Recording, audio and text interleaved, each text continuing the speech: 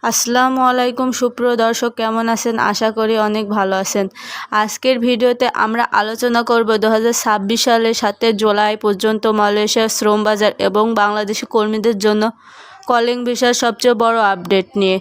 আজকের খবরটি অনেক দিন ধরে অপেক্ষায় থাকা হাজার হাজার প্রত্যাশার জন্য অত্যন্ত গুরুত্বপূর্ণ, তাই ভিডিওটি শুরু থেকে শেষ পর্যন্ত দেখুন, কারণ আজকের আলোচনা আমরা জানাবো আসলে কি ঘোষণা এসেছে, এখনই কি আবেদন করা যাবে, কবে থেকে কর্মী পাঠানো শুরু হবে এবং যারা মালয়েশিয়া যাওয়ার প্রস্তুতি নিচ্ছেন তাদের জন্য কি করা উচিত। দর্শক, গত কয়েক বছর ধরে মালয়েশিয়ার শ্রম বাজার নিয়ে নানা ধরনের অনিশ্চয়তা ছিল। অনেক বাংলাদেশের কর্মীদের অপেক্ষা করেছিল নতুন করে নিয়োগ শুরু হওয়ার জন্য।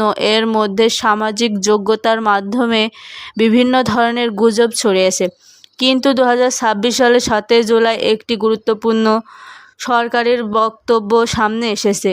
বাংলাদেশের প্রবাসী জনকল্যাণ বৈদেশিক কর্মসংস্থান মন্ত্রণালয় আরিফুল হক চৌধুরী জানিয়েছেন যে প্রধানমন্ত্রী সাম্প্রতিক মালয়েশিয়া সফরে গত 6 জুলাই থেকে বাংলাদেশের জন্য মালয়েশিয়ার শ্রম বাজার পুনরায় খুলে দেওয়া হয়েছে।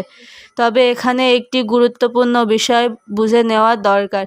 শ্রম বাজার পুনরায় চালুর ঘোষণা এলেও এর অর্থ এই নয় যে একই দিনে সব ধরনের কলিং ভিসা শুরু হয়ে গেছে। সাধারণত এমন সিদ্ধান্তের পর নিয়োগ প্রক্রিয়া, নিয়োগকারী প্রতিষ্ঠান নির্বাচন, কোটার অনুমোদিত এবং অন্যান্য প্রশাসনিক কাজ সম্পূর্ণ কিছুটা সময় লাগে। তাই কেউ যদি দাবি করে যে আজকেই ভিসা হাতে পাওয়া যাবে, তাহলে অবশ্যই সেই তথ্য যাচাই করেন। সরকার জানিয়েছেন এবার কর্ম পাঠানোর ক্ষেত্রে আগের মতন অনিয়ম বা সিন্ডিকেট যেন না হয়, সেজন্য নতুন নিয়োগ ব্যবস্থা তৈরি করা হচ্ছে। লক্ষ্য হচ্ছে আরও স্বচ্ছ এবং জবাবদিহিমূলক প্রক্রিয়ার মাধ্যমে কর্মী নির্বাচন করা এবং অপ্রয়োজনীয় অতিরিক্ত খরচ কমানো। এমনকি সরকার শূন্য বা খুব কম অভিবাসন ব্যয় কর্মীদের পাঠানোর দিকেও কাজ করেছেন বলে জানিয়েছেন। এর আগে জুন মাসে বাংলাদেশ প্রধানমন্ত্রী মালয়েশিয়া সফরে গিয়ে দেশটির প্রধানমন্ত্রী আনোয়ার ইব্রাহিমের সঙ্গে বৈঠক করেন।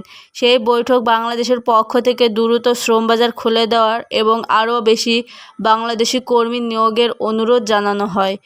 একই সঙ্গে দুই দেশ স্বচ্ছ নিয়োগ ব্যবস্থা এবং কর্মীদের অধিকার রক্ষাও বিষয়ে একমত হয়। এখন অনেকে জানতে চাইছেন কোন ধরনের কাজে বেশি সুযোগ থাকে।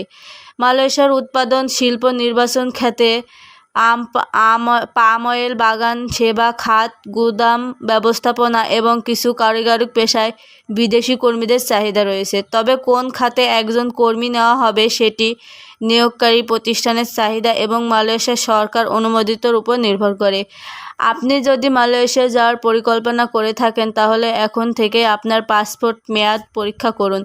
প্রয়োজনীয় প্রশিক্ষণ থাকলে তা সম্পন্ন করুন। কোনো দালালের কথায় বিশ্বাস করে আগাম টাকা দেবেন না। শুধুমাত্র সরকার অনুমোদিত এজেন্সির মাধ্যমে আবেদন করুন এবং সরকার বিজ্ঞপ্তি প্রকাশের জন্য অপেক্ষা করুন।